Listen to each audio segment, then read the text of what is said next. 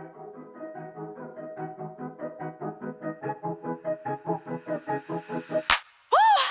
up, everybody? My name is St. James, and welcome to Mr. Social Download. Today, I have an amazing guest who has been in the entertainment industry since he was knee-high to a bullfrog. You may have seen him in productions such as, hold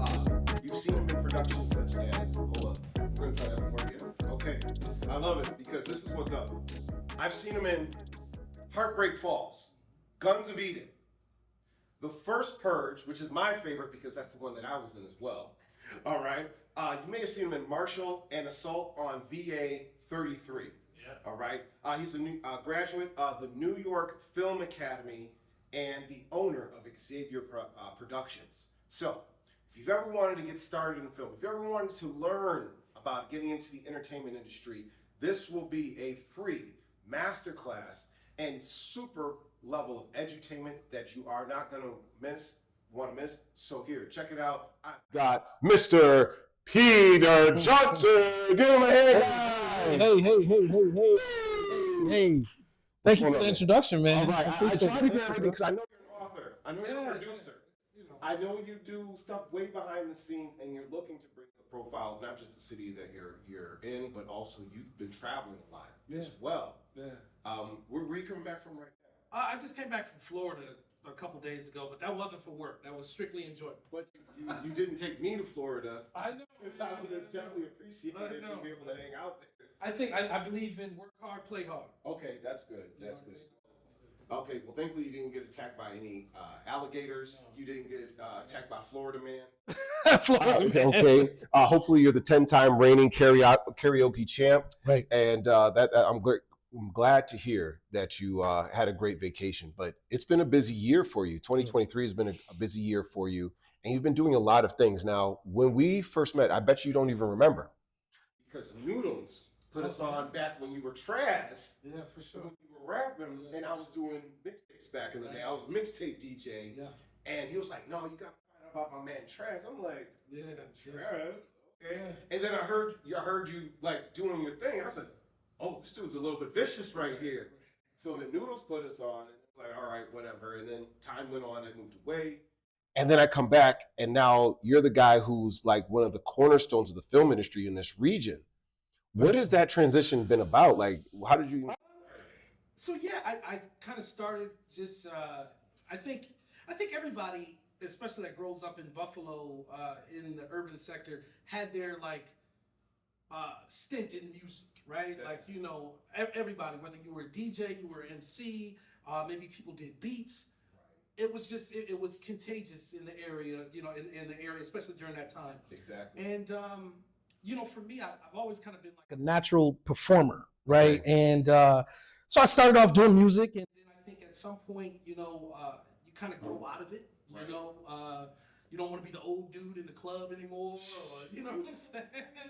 So you kind of grow out of it, but I think as an artist, you transition into other things because those particular skills that you have, artistry-wise, they never go away, right? So it's like, what do you do with that, right? So I was actually, it's interesting because I was looking just today on Will Smith's Instagram. He has a video that he posted that he's talking to Queen Latifah, and he mentions about how rappers sometimes make the transition to acting. Right on. And a lot of times it's very seamless because we're used to interacting with people already. Exactly. We're already used to the cameras. We're already used to performance. Right. So sometimes it can be a seamless transition. So for me, it was something that I had always been interested in. And I decided to kind of go out and get a formal education in it, to really, really pursue it after my music dreams kind of fizzled. So, making the transition to camera, and just the stage in general, acting and performance was the right move. I hear you because when your golden window for being in the music industry basically runs from maybe like 16 to maybe 22. Now, some people did buck the trend. Oh, yeah, I mean, shout out to Griselda. They were really working hard back when we were in the music industry. I know Benny personally, Conway, all those guys, we're all around the same age.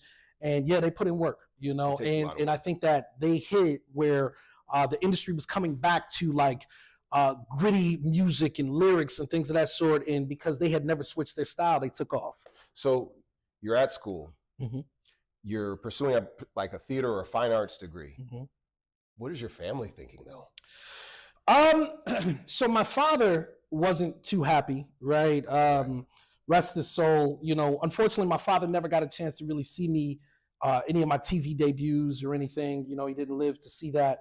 But I, you know, my father always wanted me to be an attorney, right? He was like, you know, so you can talk. You can talk. You can talk better than anybody I've seen before. You know, so he wanted me to take those talents to the courtroom. Right. But I just, you know, I didn't have the book smarts, and I didn't love it, right? I didn't love it, you know. So for me, I went off to film school and, you know, studied acting and directing there. And then from there, I made the transition back to Buffalo, trying to figure out what I was going to do. So I started working in local theater, you know, and at that time, and anybody can tell you that works in local theater, you know, they don't pay much, right? Oh, you're doing it primarily for the love. That's right.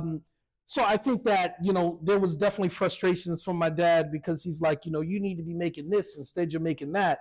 But I loved it, and I knew eventually it would pay off as long as I stayed the course. I hear you. And I mean, the funny thing is that sometimes being an attorney, as the son of an attorney, there's a lot of acting and a lot of drama going on as well. Big time. Because there's times where I, you know, go into the courtroom, not for myself personally, and I'm like, this is pretty entertaining. Yeah. But if you're not in love with it, you're number one, you're going to waste a lot of money going through law school. Yeah. And by the time you get out, you're going to be like, what the hell did I do this for when I could have been doing exactly what I loved? Right. And I remember for myself being in school, I was going to a mentorship class, and there was this old codgy old man.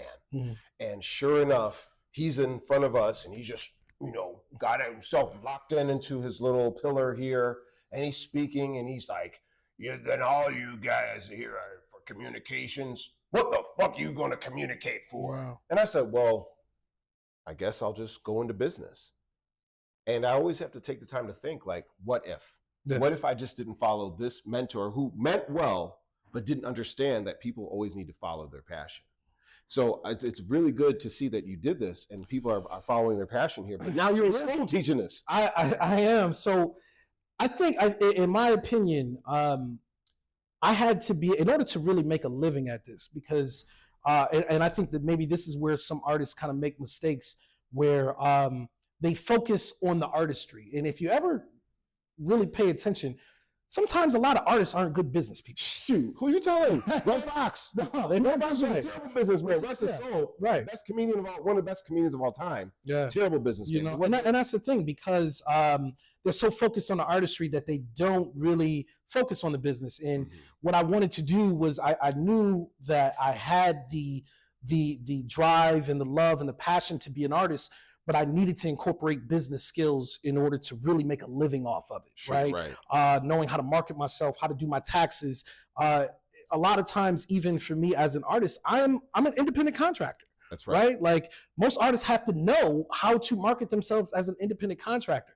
So you have to know, you know, what skills can you take as an artist and be able to develop to make money off of them. You know what I mean? And that's where the business sense comes in. Give me some ideas. What do I have to do on the business side as an actor, so that I don't get screwed up, I don't get caught out there, right. I don't end up like some of these artists that you hear about? What do I need to do in order to protect myself and also be able to grow? Because a 1099 opens you up to a wide world of opportunities. It does.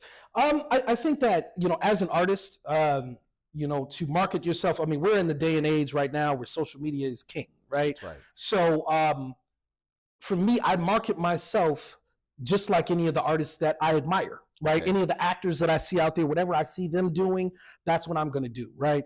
But even, you know, just taking it further, my gas expenses. Okay. I write off. So you're my wardrobe podcast right now. I'm writing off everything, bro. Okay. Okay. I'm writing off everything only because that's a part of my business. Right. So like, because I do have so many 1099s that I get at the end of the year. I have the ability to be able to do that, to write those things off, whether it's a wardrobe, it's flights, it's anything that's pertaining, you know, to my business. I'm doing that, and I'm putting money back in my pocket. So you can be honest with me. You went down to Florida and you went to like 3 auditions just so you can make that a write-off, didn't I you? went to about 5. Okay. About 5 or 6. Yeah, About right. 5 or 6 auditions. But that's a part of the game, man. And Right. and I think that it's also just, making sure, even as an artist, you have a talent and a knack that people will pay for, right? So like, how do you get them to pay for it, And it's just putting yourself out there. That's great. Now, I brought up auditions just in passing, but what is the worst audition that you've ever given in your life? Man, so let me just tell you, auditioning is so crucial just to your career in general, right? We're not at the age anymore where it's like, American Idol, where you see the line is 3 hours long and there's a cattle call, right? Yeah. We don't do that no more. It's more so like, self-tape auditions, Right. things of that sort. Everything now is like behind the camera and sending in auditions. And I think a lot of my worst auditions were probably in my early career, fresh out of film school. Right. I did some of those cattle call auditions, man. And geez. you get there, you get in front of those people, and if you're not seasoned for it, you'll forget. Okay. You know what I mean? You forget your lines, you forget a lot of stuff. You know what I'm saying? So I've done a lot of that, especially in my early career. My first audition was in Toronto, and it was for a film called Death to Smoochie or something like that. Okay. And sure enough, I'm auditioning to be the announcer. And they're like, okay, say your lines. And you had to memorize your lines on the spot. On the spot. And maybe it's, it's just a quick 3-sentence monologue, but you got to give it panache. You got to be articulate. You have to enunciate. Posture has to be good. Yeah. And I blew that sucker. Oh my gosh. You would have thought I was an intern for Harvey Weinstein as bad as I blew that intern. That thing, whatever. Yeah. So because I didn't remember any line, I'm just like, well, if I yell enough, maybe they'll take me. Needless to say, I didn't get the call back, but that's just one of the things that we went through back at that time.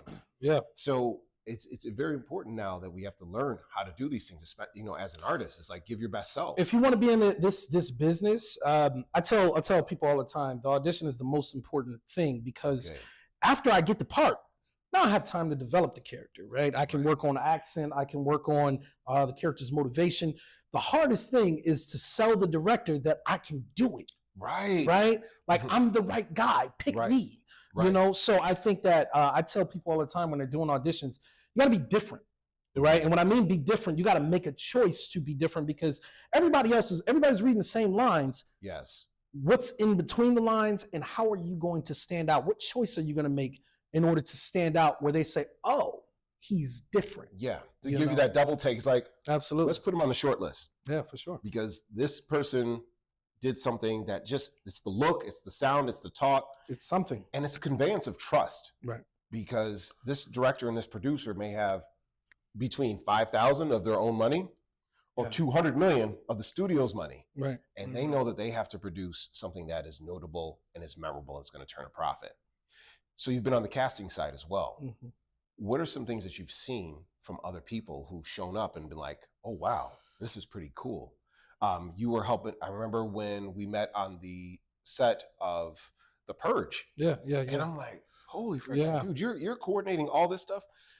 And sure enough, you're like, man, I love to talk. I'm working right now. Right. Oh, cool. Yeah, but you were helping out. Like, what were some very unprofessional behaviors that you remember seeing either on that film or other films where you're like, I can't believe this person's never going to work in this town again? And you see a lot. I think, but it comes from people that either they don't know or they don't really have any real aspirations to be in the business. It's just something that they want to do or they want to try. Right. It's always, for what, being late, being obnoxious on set. You know what I'm saying? Those type of things.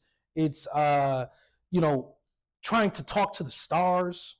Right. Trying to get their attention. You know what I'm saying? Directors hate that shit. They really do, man. Anything that's going to take an actor away from doing their job, you know what I'm saying? Like, they shy away from. So we always kind of give specific instructions to, don't take pictures, and you see it on set, they trying to interact with the stars, or they show up late, like we waiting on you. You know what I'm saying? Like, you get those things. So it's common, especially on a big film like that. That was a big, that was a $12 million movie. shot all throughout Western New York. So I think that was, I ended up casting, because I casted a lot of the speaking roles, but then I ended up casting something like 2,000 extras, you know. Well, thank you. I appreciate it. Yeah, man. Job. At that point, I was like, anybody want to be a part of this movie? You come on, see me. Right. 2,000 people, like, you know. So it was definitely a trying time, you know. I remember there's a scene in that movie in the beginning where everyone is kind of down by the projects, right? Yes. You know, everybody's down, and it's like it's the intake for the purge, like you know what I mean, where people are coming and they're signing up and people are protesting. So on the script that day, on the day out of days, I had to get something like 700 people in one place. Right. And this was a 2-day shoot. And the first day that we came to shoot it, it rained. It rained. It rained. And what they did was they changed the parking instructions on me 2 hours before the call time. Come on. Right. So people were actually showing up to where they were supposed to be, but then the parking instructions were changed. And because of the rain, people were like, fuck this, I'm leaving. Right. Oh, wow. So I think out of 700, the first day, I came short. I was about 350. And the director pulled me to the side and was like, look, I can't get this shot unless you give me what I need. Right. So you're talking about pressure. You know what I'm saying? So I had to go back, and like 700 people, I think I invited like 1,500. Wow. You know what I'm saying? Okay. Something like 1,500. And then when 700 showed up, I was like, okay, that's enough. Cut it off. You know what I mean? Yeah. But thankfully you were able to do that off. And then the following day, they had to run the trucks because there was no rain that day and the streets had dried up. I remember that. Yeah, I don't know why I know that story as well, but that's so weird. Maybe we were talking about it. But that's crazy. And that's one of those things that you don't think of unless you're behind the camera as opposed to in front of it. Because in front of it, you get to do whatever, you know? Well, I tell you what, I was a decent actor before I got into casting, but then when I got into casting, I became really good because when you're behind the camera, you see everybody's mistakes. Okay. You see what they're doing wrong, right? You see their eye lines, you see the mistakes that they make, you see that they're nervous, you know, so you get to see everybody's imperfections, and as a result, it makes you a better performer. You know what I'm saying? So you've worked with a lot of different directors. Oh, yeah. Do you feel that the best directors are former actors, or do you feel that you can do a Spielberg and just come out of, you know, USC and just be ready to go? What do you personally feel? In my opinion, I think the best directors are former actors, right? Why is that? Because they can relate to the talent. You know, you can relate to you know, guys like Clint Eastwood, Robert Redford. You know, they spent their time in front of the camera. And oftentimes I've been on sets where directors, you know, they don't like what the actor is doing, but they don't know how to tell them what they want, right? They don't know how to verbalize what they want. And as a result, you see an actor doing 26, 27 takes of something, and the director, and they're not getting it, but also the director isn't verbalizing what they want. Versus when you have a director that has acting experience, they can verbalize and connect with that actor a little bit more to be able to pull out of that actor what they want. So we're going to go a little bit into the weeds. You're going to give me two scenarios, and you're going to show me the difference between somebody who maybe is more theory versus somebody who's more experienced. We're in a scene, we're driving in a car, and you want me to say that, man, I hate red lights. Right. How would somebody from film school want to direct me? Now, I don't want to give you this, I want to give away the subtext. So I'm going to put you on the spot. What is the difference between the two directing styles? I think that some directors, once the text is out there, they're going to wait for you to make a choice, right? They're going to say, you know, hey, you know, damn, I hate red lights. But they're going to see what you do with it. Okay. And if they don't like what you do, they're going to tell you to do it again. Okay. Right? Right. And then they say, oh, just try it slower. Okay. Oh, then just try it faster. I don't like red light. Right. I don't like red lights.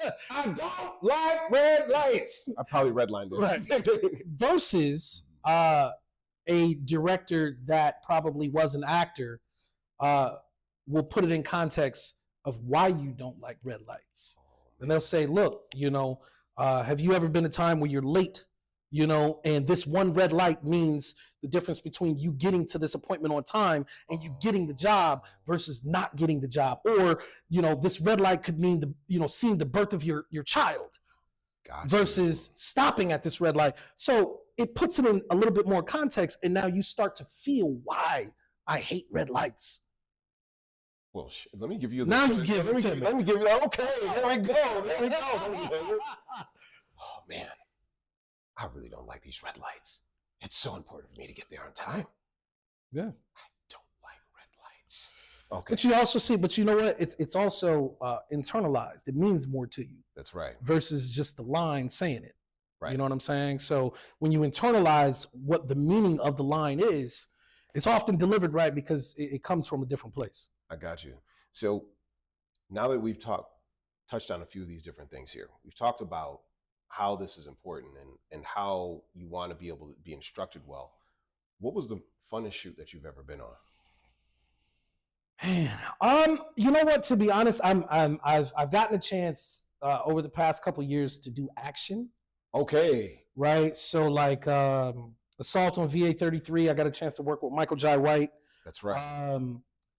And, you know, I play a cop, you know, I'm in there and, you know, I get a chance to shoot and I get killed. And I thought that was awesome. Guns of Eden. Not before the credits are done rolling. Right? No, those things are done, right? Well, I do get, I mean, I die in a lot of movies. I do. I mean, you know, my son says that. I'd be like, Dad, you be dying all the time. Okay, like, okay. So, but, you know, I think that I get a chance to be physical. Right. You know what I'm saying?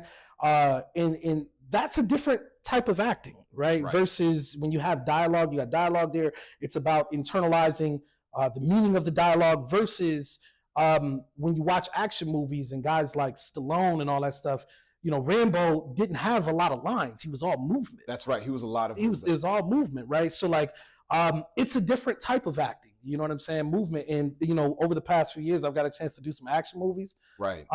So let's go. Next Carl Weathers. I would love to, man. Action Jackson, like, that was, you know, man, yeah, that was the only guy that we had back in the 80s. I've done some love scenes too. Well, lucky you. I've done a couple love scenes. That's fun, right? It's fun, but you know, I've just had a lot of great moments on sets, man. But I think ultimately, I'm a theater guy. Okay. Like that's where I come from, you know. Well, what is the difference between theater and film when you're in the entertainment industry? Because I did theater for one run. I did No Place to Be Somebody. That had the guy who played Superfly. He was in the lead role in that, and I played a dancer or something like that. And I remember I'm there in front of an audience, and I'm like, "This is cool, but I wonder how film is." So for the people, how do you feel? How's it different for you? So I started off before I did a movie. I did 10 years of theater, and there's a reason why live theater still exists, because there's nothing like live performance. Gotcha. It's the reason why we have streaming services, but people still go to see concerts. That's a big right. Point. Yes. It's because guess what? There's nothing like live performance, right? There's energy there. It's suspense there. It's, you know, it's live interaction. Anything can happen on stage.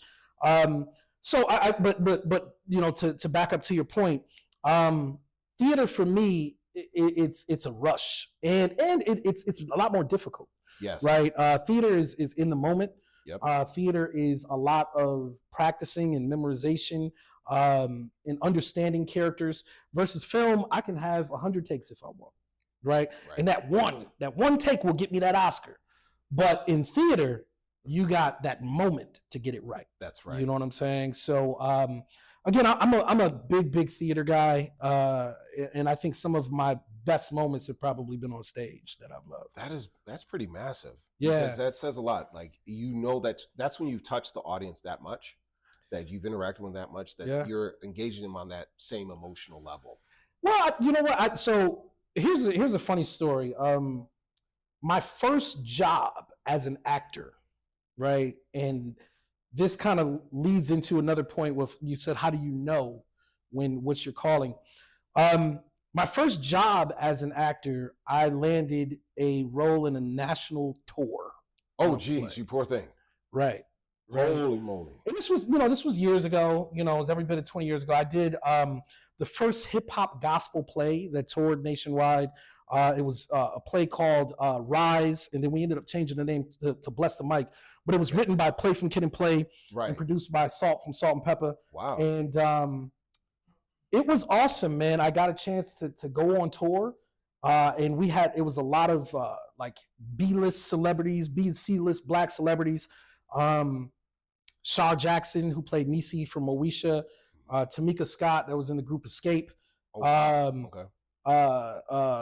Trina Blackston, Tony's sister, the rap group Houdini. It was a lot of us on tour, and I was kind of blessed. That was my first acting job ever, man. And good for you. That's kind of when I got bit, by the bug, and I was like, no, this is what I want to do. But your belief went through the moon at that point, though, because now you can see, like, oh my gosh, I got this out of school, and I'm doing all of these cool things. Like, that's amazing. Yeah. I'm glad that you're able to see that. And there's so much stuff that goes on in front of the camera and behind the camera. Let me ask you this, though. The business end. We touched on it briefly. Do you think that some of the scandals that hit some of these actors, let's talk about Jonathan Majors. Yeah. Does he have a chance to come back? I hope so. I really admire his talent. I think he's super talented. I think that he's put in some work, so I think he deserves the stardom that he had. And nobody really knows the story. The story's still kind of murky. That's very murky. You know what I'm saying? All I know is if you're caught on 6 different traffic cams, come on, bro, away from somebody, away from the woman, right? Away she's from chasing you. That's a stalker. So I'm hoping, but I do think it'll take some time. I do think that probably he's lost some money, man. Marvel pulled their endorsements. They pulled him from paying Kane, and he probably lost maybe 20-30 million as a result of that. Zero. You know what I'm saying? But you talk about this. You teach the African American experience in film. Yeah. What are some of the tenets? What are some of the things that you want to convey that you want your students to pick up? I think that, just as an African American performer, man, you got to move differently, right? Come on, man. You just do. You don't got to tell me it's that stereotypical. No, for real. It's because if you talk to me like in front, behind, any time, I'm like, man, sometimes we play up the African American struggle. Yeah.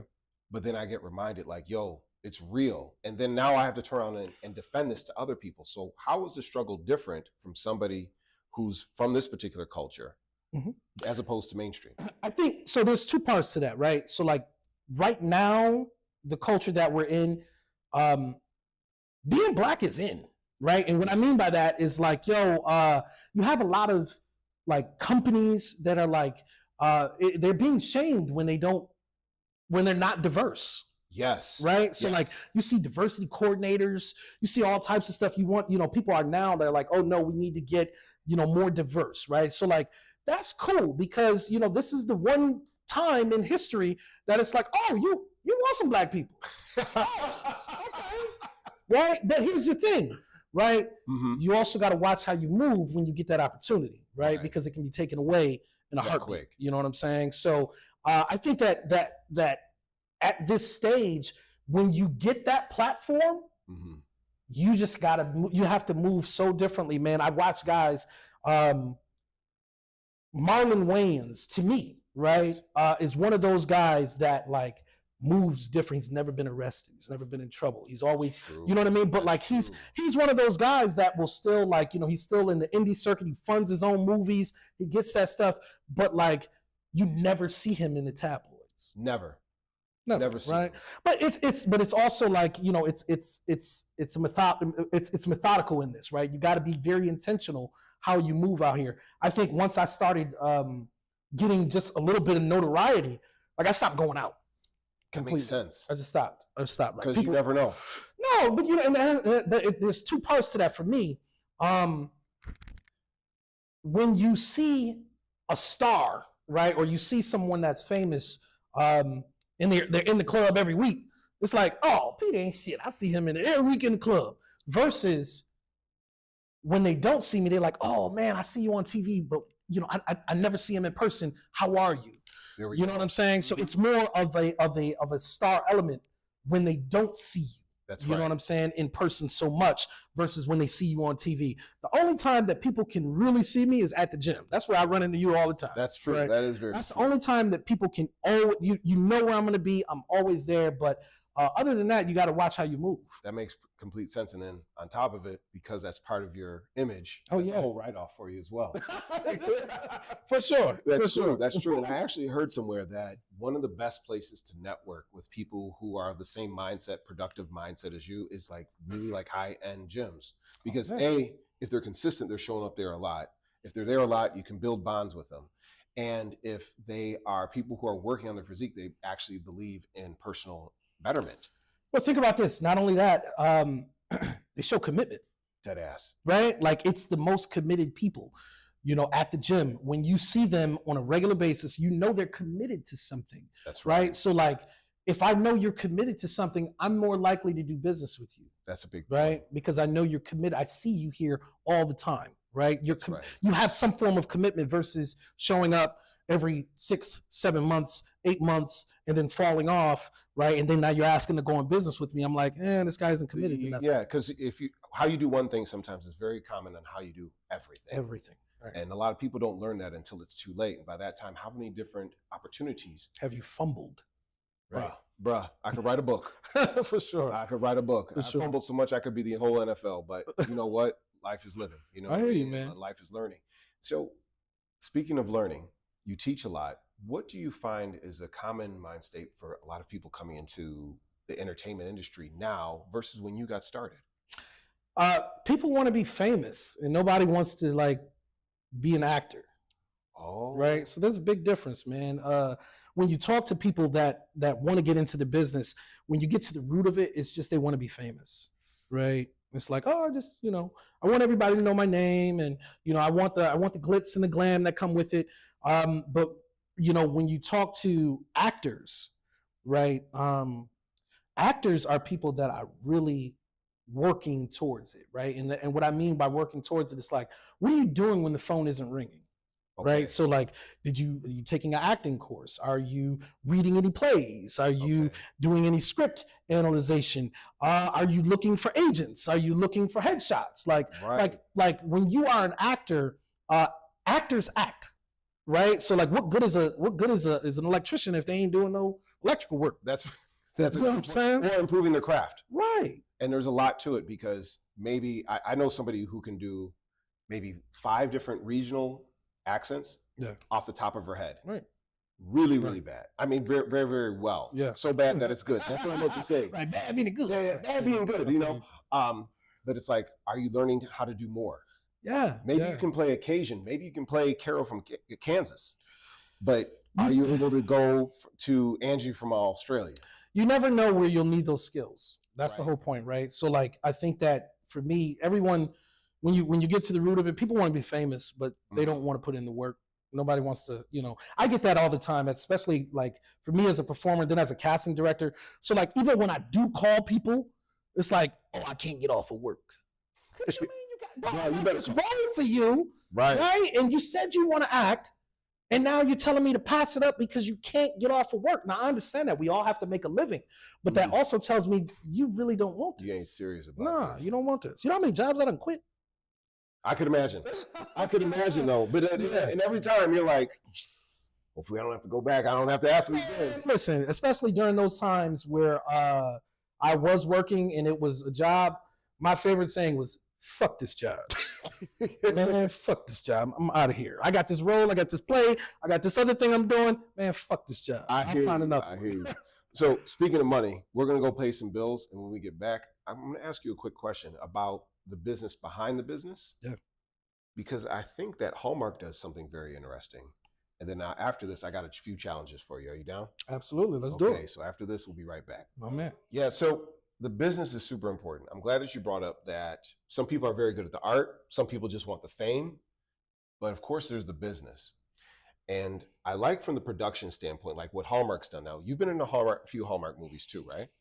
Probably about 10 or 12. Oh, geez. So you've been like Victoria, British Columbia and all that stuff? So here's the thing: is that Hallmark also recently they just split.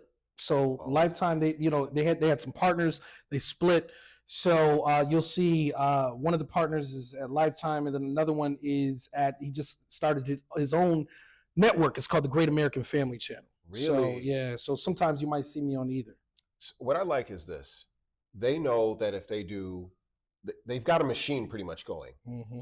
We know that girl or boy comes home from a big city, comes home, meets their high school sweetheart or whatever, and they fall back in love after Act 2, whatever the tragedy is. Scene 3 is the great reunification. They know if they put in $5 million, they're going to get $25 million back. I think that's a huge move with that. For people who are looking to get big on Amazon Prime, people who are looking to get big on Tubi because people are looking to make money on Tubi. Yeah.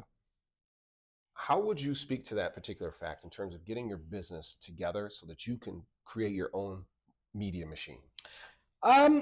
So right now, Tubi, interesting that you brought that up. Tubi's biggest rated audience is African Americans. Okay. Right. So there are a lot of African American themed movies on Tubi. Yes. My advice, right, to a lot of people is also do something different, because like a lot of times you see on Tubi, you see these terrible ass hood movies, right? Oh man, it's so awful, right? I do have I do got some Buffalo peep that I know that was shooting. Shout out to Deuce King. Right, Deuce is the dude. Right, yeah, Deuce. Shout out to him. Absolutely, right. Those are my guys. They're doing a lot of quality, but it's a lot of non-quality on Tubi. Right. But the thing about it is that find out who your market is, right? Who is your demographic?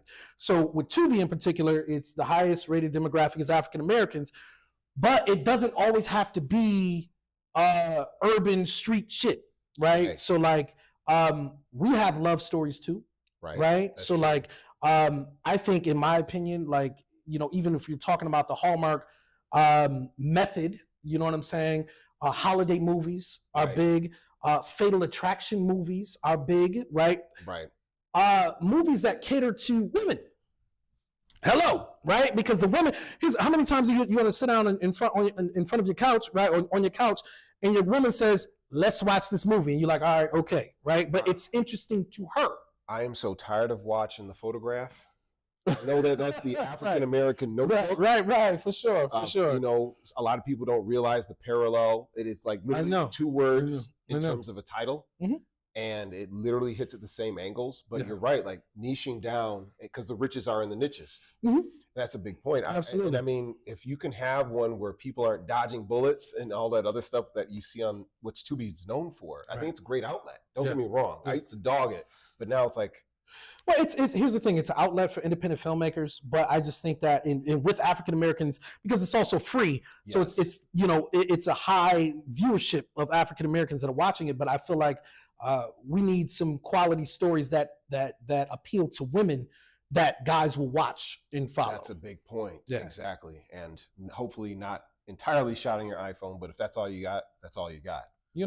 Shout outs to Tubi, because I'm probably going to put this podcast on Tubi. There you go. So I might as well get as much revenue as possible. Now, what I liked is this. You heard about Monique talking about how she got basically thrown to the wolves in the industry. We saw what happened with Jonathan Majors, thrown to the wolves. If you got to make a good comeback, how would you do it? And where would you want to be at in order to stage that comeback? I think comebacks are made through like scripts and relatable characters, right? So like Jonathan Majors has to pick something that is going to be relatable, a script that's dynamite. Monique won her Oscar by playing the mother in Precious, but that was relatable to a lot of people in the Black community, right? Like some of those characters. I was so mad that she won for that. And here's the thing, but the unfortunate side of it, even though she played this character, it was relatable to a lot of people in our community, right? Like so I think in regards to Monique, I mean, for one, somebody's got to give her a chance. Again, I think 50 Cent is trying to give her a chance. He's going to put her on the Power series. Oh, that's you know, but at the same time, like, you know, it's anytime you have a breakout role or a script, it's going to be based on the character. You know what I mean? So that character's got to be good and it's got to be relatable in order for you to make a comeback. So I'm American. Let's not worry about color. Let's not worry about demographic. Where do I need to be to pick up as much work as possible? Give me the 4 top cities, 4 or 5. I think, of course, you know, you have to say LA, right? Like, and you know, had it not been for my children and, you know, my businesses here, of course, like I would have moved to LA. Right.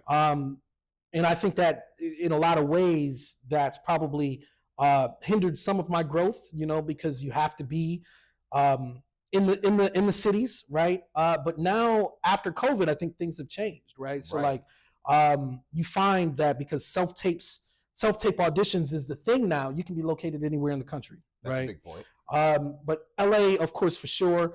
New York, obviously, you know, I tell people all the time, you know, my agent has an office in New York, and I'm like, look, I'm a $100 flight away, right? Okay. So like, you know, or an 8-hour drive. That's it, right? You know, so I can get there. I think, of course, Atlanta. You know, Atlanta has turned into Black Hollywood in regards to tax credits and film studios with Tyler Perry Studios and stuff being there. Yeah, it's Black Hollywood in the fact that there's a lot of people who think that they're famous. I think it's sad. They only been on a Tyler Perry soap opera, so I'm just like, bro, you haven't made it yet. True. Trust me. But you know, Atlanta has become a mecca for production as well, right? So like, for people that are looking to get into the business, it can be sometimes a little bit easier because it's so many productions that are going on, right? So like your chances are better, your odds are better, right? Of getting into films. And then I think it's kind of, I think the last city is kind of up in the air. You know, Louisiana is a big one, you know, right now. You're paying me to move to Louisiana. Well, let me just, Louisiana, man, has a lot of tax credits. I know 50 Cent just put a studio there, you know, as well for G Unit Films, you know, so he's going to be shooting all of his shows, you know, out of Louisiana going forward. Incredible. So I think Louisiana is another one, you know, and with any luck, you know, we're located here in Buffalo, New York. You know, I mentioned to you before, Buffalo has a new tax credit that was passed here, where companies come in and they get, you know, a 40% tax break. We also have 2 film studios here. You know, one Buffalo Filmworks, but then we have another one, which is the Niagara Film Studio, which is state of the art, you know, and it has everything from production offices to 3 sound stages, dressing rooms. It has construction rooms. A company will come in and literally rent this place for 2-3 years. It'll be a series. Yeah. So with that, you know, I think that's, you know, a big portion that's, you know, Buffalo is going to attract. And I think Buffalo also has great architecture here, man. So Buffalo can be anywhere USA, right? We don't have palm trees. We don't have skyscrapers. So you can make the city of Buffalo into any place that you want. So with any luck, we're hoping, you know, to be able to work in our own backyard. And what I really like is that, like, my daughter and I were on the set for Rebel Moon, which was produced by Netflix. Dope. And a lot of the scenes could have been filmed in maybe like 3 trailers because it's an entire green screen space, just like here, how it is here in EXE Studios here in Buffalo. And they were able to just put in all the stuff in After Effects and all that stuff, all the different scenes. Yeah. You just had to have a few minor things in the foreground. You've seen Disney use the same technique as well. Sound stages, man. That's what it boils down to. I think with sound stages, if you're able to, these big studios, if they're able to shoot in a sound stage in a place that has tax credits, which I think, you know, Buffalo will be very attractive to a lot of these places. You're going to see a lot of those big movies being shot here because they don't have to have locations, right? They can just build all the shit that they want right in at that sound stage and shoot there and shoot the entire movie. So I think it's going to be very attractive. Buffalo will be for a lot of these studios. Do you think the Gen Pop has something against that, though? I think that if that's, you know, this is business, right? So for a production company to come in and find every location that they want in a city, right? Every location that they want also has to be closed off. They have to be paid for that location versus we can just rent this studio and build everything we want. It's a better business move for these studios to do that, right? So like that's what they're going to go towards. So now technology companies such as Netflix now, which evolved into a technology company, Amazon, which has evolved into from a technology company to an entertainment company as well, a huge conglomerate, and seeing how they've done all these things. What do you think is going to be the future for the media industry? Well, what we've seen is we've seen theaters take a huge hit, especially during COVID, right? Okay. So what you're seeing is that you're seeing a lot of these companies in studios doing these movies that are released directly to streaming. Right. So you see Amazon Prime originals, you're seeing Netflix originals, Hulu originals. So I think that streaming is kind of really monopolizing the market. Theaters are great, you know, but I think that eventually they may be kind of fizzled out. You're seeing theaters close all over the country, you know, and people are they want the comfort to be able to watch a movie right on their couch. And I think that there's going to be more streaming platforms popping up. So you see now Paramount has one, you see Disney has one, right? So like you're going to see more and more streaming services popping up that are funding these projects, you know, for people to watch. So I just think that that's kind of the future of it. So here's my take. We saw that Apple has released a VR headset. We've seen that Facebook Meta has one for a while. What I believe is going to happen, and follow me on this one, because I've always been a visionary and I could see the future. People are going to want to still see live theater with the ACAST. I want to go on Broadway, but not actually Not on travel Broadway. Yeah. So I'm going to throw on my VR headset. And sure enough, I can be in the audience of a place on Broadway. Or perhaps I can see a live Shakespeare in the Park without having to fend off all of those mosquitoes. Yeah, for sure. Broadway has already started doing that, right? So really, Broadway is not in the VR sense, but Broadway has already began streaming their performances. So like, you know, depending on the show, you can kind of go to that theater's website and pay a less than an actual ticket and watch the show, you know, from your computer, right? Or from your TV. Yeah, so they've kind of already started that. But I agree, man. The headsets, I just got a Oculus, me and my son, like, you know, I'm like, it messes with my head, to be honest, man. I can't play on that shit for a long time, you know what I'm saying? Because it definitely does, you know, mess with your head. But I do think that all that stuff is the future. It's technology, and it's just making things more convenient.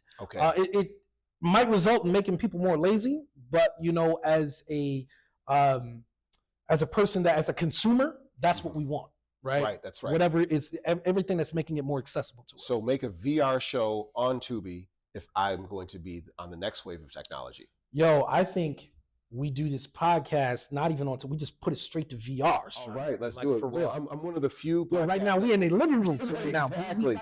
Living room right now. Well, I mean, I'm one of the few podcasts that actually has a live audience. You know, consistently, and like, you know, people can just, you know, roll it up, message me and let me know.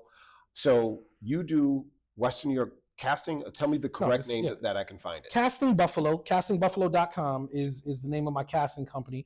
I own that company with two of my partners, and you know, it got to a point where, like, you know, I've always been a performer, you know, an actor first and foremost, but good actors recognize other good actors, right? So like, you know, and I had to recognize a long time ago that, like, you know, you're not, as an actor, you're not good for everything, right? And that's a part of like knowing your strengths as an actor, that like you can't play every fucking thing. Holy right? So like I get that as a casting director all the time, like people auditioning for shit way out of their age range or out of their physical descriptions.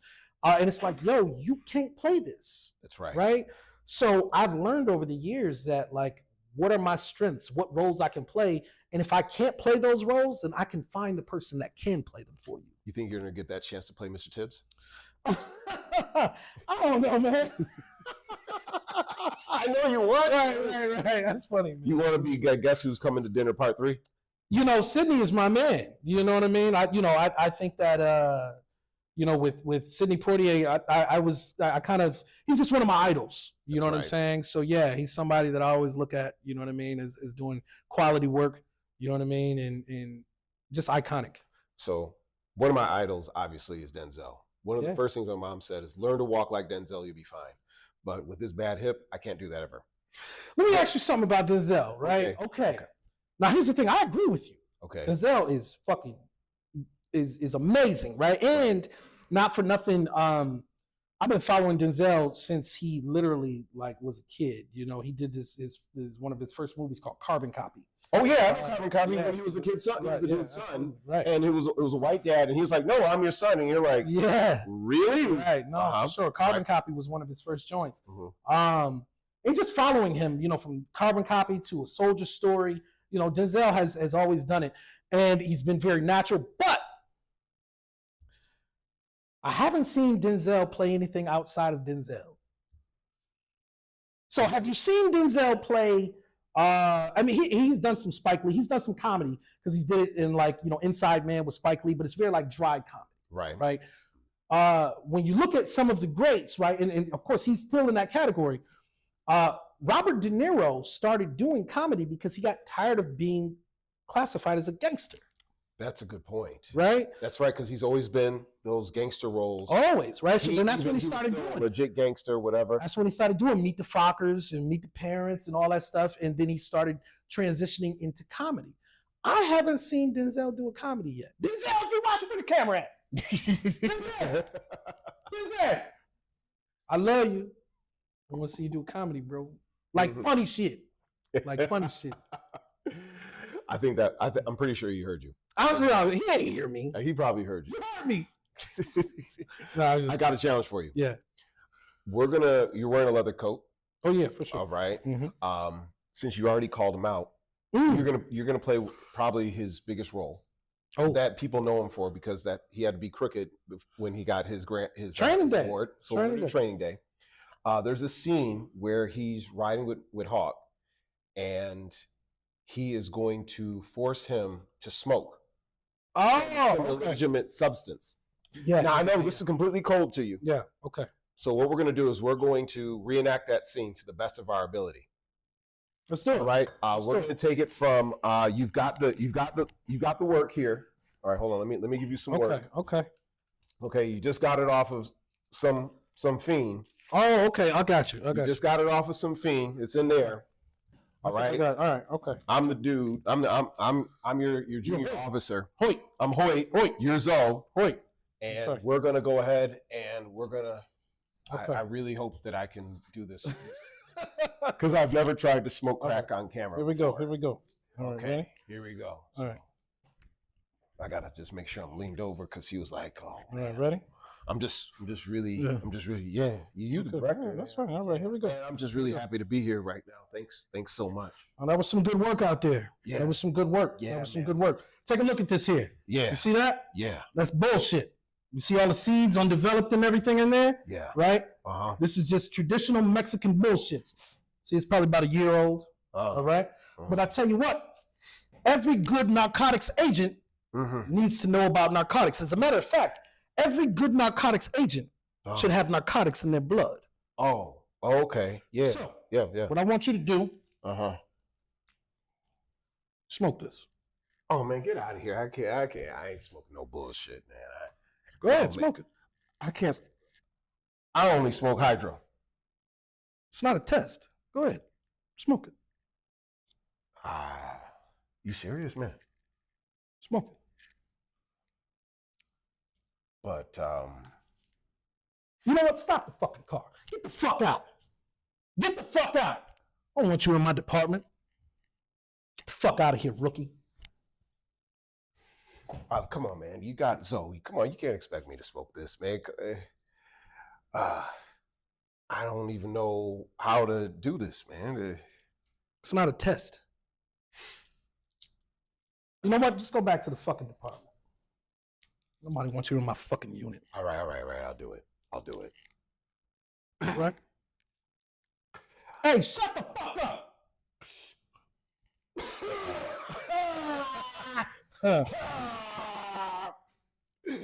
I haven't smoked this since high school. Hey, man up, nigga. Man up. Oh, you got this off of Broadway. East Ferry, nigga.